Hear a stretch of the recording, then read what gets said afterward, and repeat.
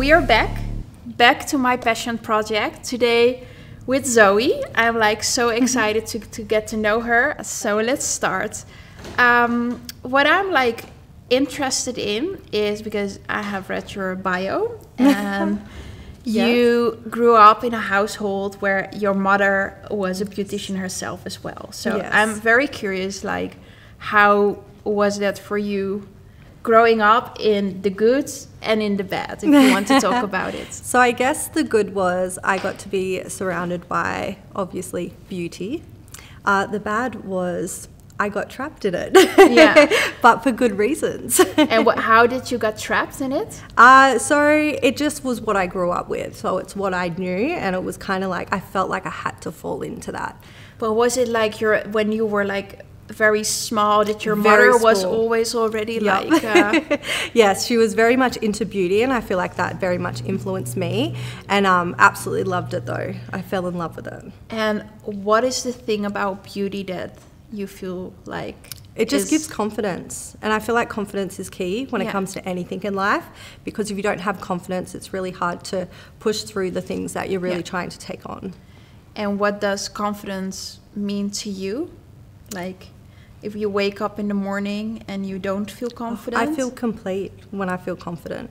I feel like I'm just ready to conquer anything. I wouldn't be able to do what I'm doing in my business if I didn't have the confidence there. Let's go back to your childhood. Okay. So how did you think that your environment impacted you on how you are today?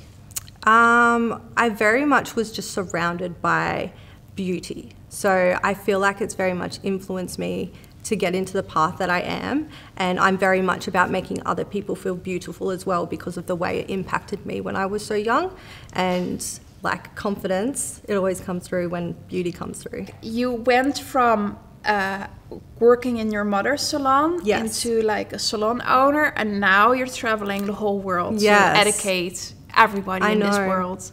It's so crazy. So I just loved the beauty industry, and then advanced into brows and became my own studio myself.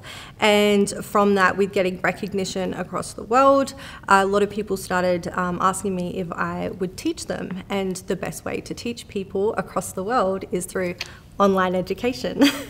And so when was this transition, and what do you think was the key point that people asked you? Honestly, it was just videos that were fortunately going viral at the time that started to like spark up people's interest in reaching out to me to be able to offer them something. And I have no experience in education at that time. I was like, how can I offer this to people? And so I looked at just creating some kind of guidebook to be able to offer.